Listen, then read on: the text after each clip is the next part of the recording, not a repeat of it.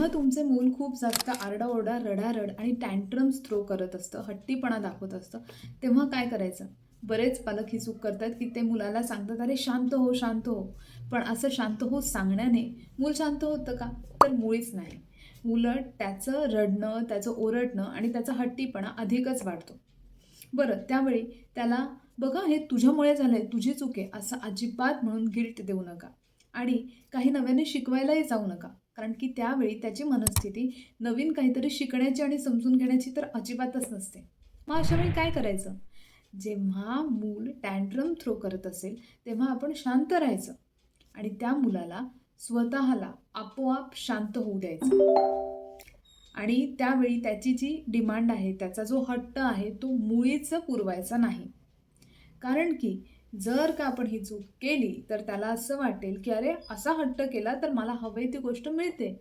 त्यामुळे ती जी टँट्रम थ्रो करण्याची पद्धत आहे, ते एक शस्त्र म्हणून तो वारंवार वापरेल.